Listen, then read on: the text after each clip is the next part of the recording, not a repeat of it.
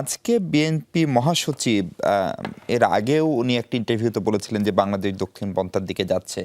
আজকে উনি ক্যাটাগরিক্যালি বলছেন যে আগামী নির্বাচন আসলে রাষ্ট্রের চরিত্র কেমন হবে সেটা ঠিক করবে।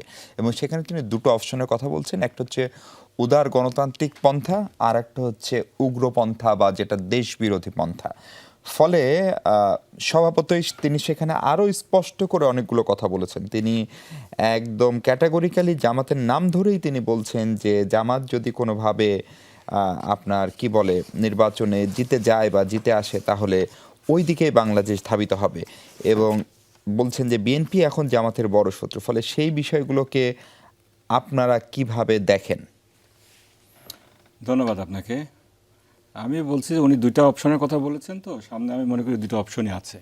কিন্তু উনি যেভাবে উগ্রপন্থা এবং উদার গণতন্ত্রের কথা বললেন, আমি মনে করি না সেই দুটো অপশন জনগণের সামনে আসলে অপশন তারা পুরানো ধারার রাজনীতিতে ফিরে যাবে নাকি নতুন বন্দোবস্তের রাজনীতিকে স্বাগত জানাবে।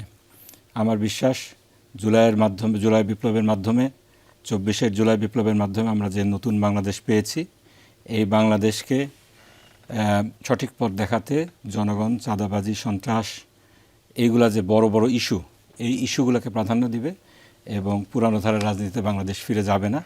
গণভোট যেটা হচ্ছে, এই গণভোটের মাধ্যমে জুলাইয়ের যেই সনদটা আছে এটা বাস্তবায়িত হবে এবং জনগণ আগের যে রাজনীতিটা ছিল, যে টু পার্টি সিস্টেম, বিএনপির কাছ থেকে জনগণ আশাহত হয়ে আওয়ামী লীগের দিকে চলে যেত, আওয়ামী লীগের কাছ থেকে আশাহত হয়ে তাদের অত্যাচার নিপীড়নের কারণে আবার বিএনপিকে ভোট দিত।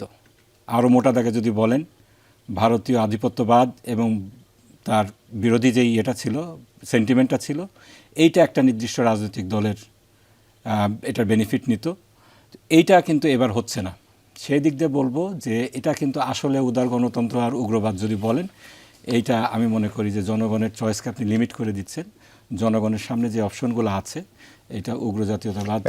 আপনি যখন পুরনো ধারার রাজনীতির কথা বলেন, জামাত তো অনেক পুরনো দল বিএনপির তুলনায়, সেক্ষেত্রে আপনারাও তো পুরনো রাজনীতিবিদই। আমরা পুরনো রাজনৈতিক দল অবশ্যই, কিন্তু আমরা পুরনো রাজনীতির ধারা থেকে বেরিয়ে এসেছি।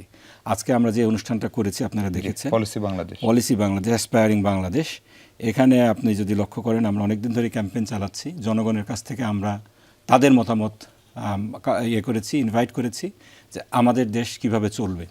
তার ভিত্তিতে যারা এক্সপার্ট আছেন বিভিন্ন ফিল্ডে, তাদেরকে দিয়ে আমরা আমাদের পলিসি নির্ধারণ করেছি এবং সেটা দেশবাসীর সামনে, বিশ্ববাসীর সামনে, ডিপ্লোমেট যারা ছিলেন তাদের সামনে তুলে ধরেছি। এবং এটা যদি আপনি দেখেন, খেয়াল করেন, আমরা স্পেসিফিক্যালি ইস্যুসগুলোকে অ্যাড্রেস করেছি।